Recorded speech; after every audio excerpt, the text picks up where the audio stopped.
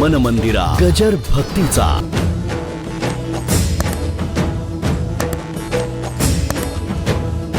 पितांबरला तोंड पुसणारे नामदेव राया, काय लढीवाळपणा. सगळे विकार त्यांच्याकडे होते, पण सगळे त्यांच्या ताब्यात होते. ते ताब्यात कशाने राहिले? नामाने राहिले. कुठे मुद्दा आला? सोडली बायको जिजाबाई, पटत नव्हतं असं म्हणतात. मला काही तसं वाटत नाही.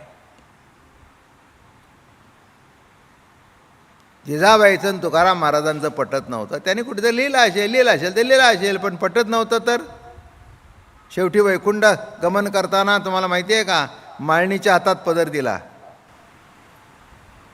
जिजाबाईचा. माळीनबाई, अवली माझी जरा हट्टी आहे, सांभाळा तिला, सांभाळा तिला. काय प्रेम, काय प्रेम. प्रेम नाही म्हणता, कसं म्हणता? जिजाबाईचं प्रेम नव्हतं? अरे होतं म्हणून तर चिडत होती, कळलं का तुम्हाला? तिला राग काय यायचा माहिती आहे का? उठतं की विठाल विठाल विठाल विठाल करतं. जेवणाची शुद्ध नाही, खाण्याची शुद्ध नाही, पिण्याची शुद्ध नाही. आता मला सांगा, 5-6 किलोमीटर ते भंडारा डोंगर वर चढून जायचं की म्हटलं तर तिथे रोज भाकरी घेऊन जात होत्या.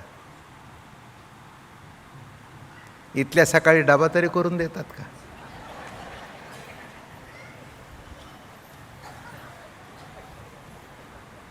तिथेच जा, कॅन्टीनमध्ये खा. नाहीतर गोवाडसाहेब चपात्या करून ठेवायच्या फ्रीजमध्ये, ते भरून द्यायचं. लोणचंची बाटली घेऊन जाते ते. नाहीतर मित्र आहे त्याला तुमची अर्धी पोळी द्या, तुम्ही त्याची भाजी घ्या. काय पतिव्रता, पतिव्रता नाही, पतीच्या वर्ता. मी तुम्हाला कोणाला बोललो नाही, राग बिग माडू नका, उद्या या. एवढ्याही गोष्टी, एवढ्या तुम्ही जर गोष्टी मनाला लावून घेतल्या माझ्या, तर मग कसं काय व्हायचं? लगेच कल्याण होऊन जाईल ना. कळलं का किती सगुणात अवघड आहे? पण एवढं सगळं जिजाबाईंनी पोटात घालून, पुढचं सांगतो, तुकोबबार आहे, जेवल्याशिवाय जिजाबाईंनी तोंडात घास घातला नाही.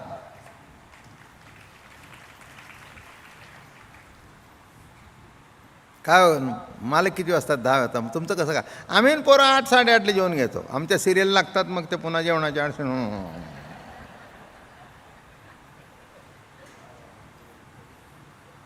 मग ते येतो आशेने, जेवलात?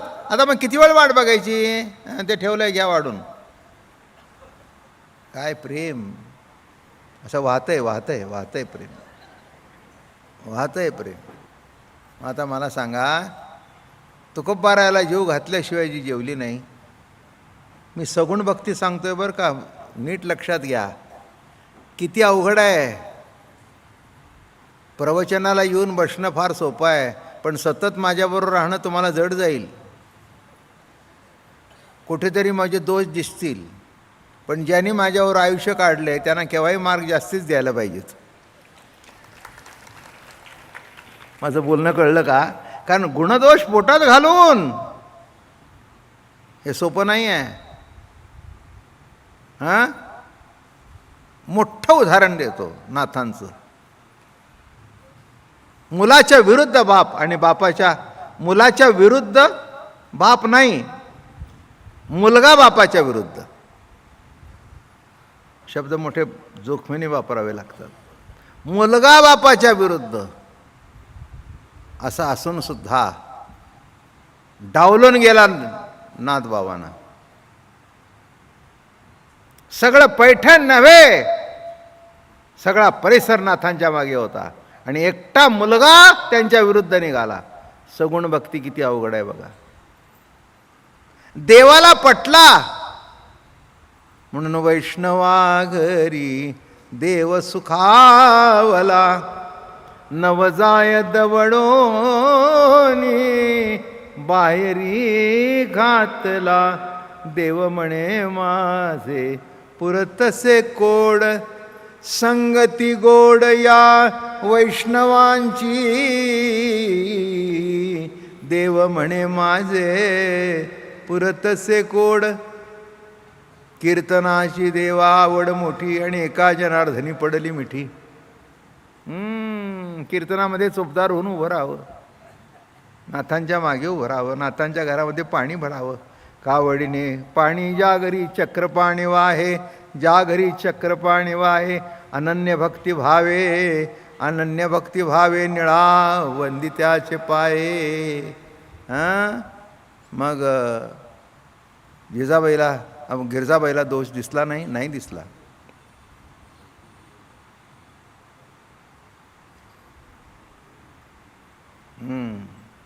आई हरिपंडित, बाबांचं वागणं बरोबर नाही. हरी माझा मुलगा आहेस, तुझ्याकरता मी जीव देईन.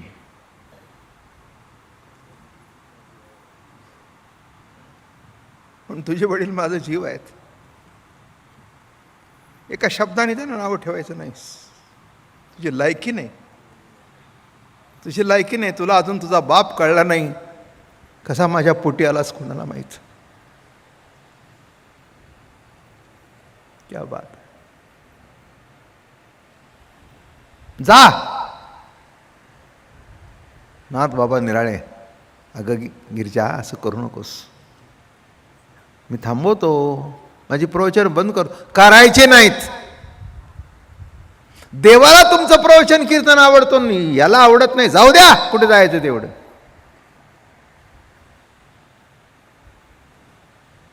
असाच असेल काहीतरी सण. पक्वान्न केली होती, पुरणपोळी केली होती आणि त्याच्या आवडीचे पदार्थ केले होते. सकाळपासून गिरजाबाईंना आठवून होऊ लागली हरी पंडिताची. हरी कुठे गेलास, कुठे जेवतोस? अरे तुझ्या घरामध्ये हजारो माणसं रोज अन्नछत्र चाललंय आणि तू नको तिथे जाऊन जेवायला बसतोयस. काय करावं तुला? जेवायला वाढता वाढता असे अश्रू ओळले आणि नाथांच्या ताटात पडले. नाथांनी वर बघितलं, काही बोलले नाहीत. हात धुतला, तयारी करा, आपल्याला जायचं आहे. ते म्हणले भलताच वेळेला. नाही म्हणले चला तुम्ही. अहो कुठे? तुमच्या मुलाला घेऊन येऊ.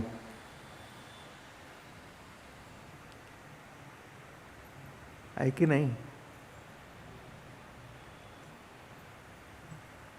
सगुण संत जन्माला येऊन दोष दिसले आणि याने दोष बघितलेच नाहीत. घेऊन येऊ त्याला. पुढचं सांगत नाही. जाऊन पदर पसरला आणि घेऊन आले. काय कबुली दिली? मी कीर्तन करणार नाही, मी प्रवचन करणार नाही. तू कर. मान्य. नाथांना माहितीच होतं काय होणार आहे पुढे ते. 2-4 दिवस माणसं आली. पुढे देऊळ रिकामं, नाथ आणि ते दोघंच आणि साथीदार. इतकं सोपं नसतं परमार्थ बाबांनो. बरं का? लोकाला उपदेश करता येतो, काम नको, क्रोध नको, लोभ नको, दंभ नसतो, पण याच्यातलंच काही सुटत नाही. हेच तर गंमत आहे. याच्या चित्तातलं कुठे सुटलं आहे? कुठे सुटलं आहे? काही सुटलं नाही. कीर्तनात 2 गोष्टी, म्हणून मी जास्ती आगाऊ सांगतच नाही. तुमच्या पुढे बसलेला माणूस, त्याच्यात सगळे काही विकार आहेत. काम आहे, क्रोध आहे, लोभ आहे, दंभ आहे, मत्सर आहे. मग प्रवचन का करता? प्रवचन एवढ्या करताच करतो. सर्व आहे, पण त्याच्यावर कंट्रोल ठेवून चाललं आहे. कंट्रोल पूर्ण ठेवता आलं आहे असंही म्हणणार नाही. प्रार्थना आहे की देवा वेडवाकडं पाऊल पडून देऊ नकोस. मी कधीही मला संत म्हणून म्हटलं नाही किंवा मोठं म्हणून म्हटलं नाही.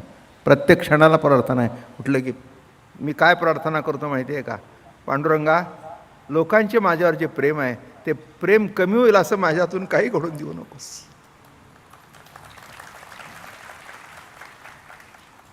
हजारो मैल माणूस असलेला बाबा महाराजांचं नाव काढल्यावर डोळ्यात तसंच राहू दे. असं काही माझ्यातून चूक घडून देऊ नकोस की जेणेकरून त्यांचं प्रेम माझ्यावरचं कमी होईल.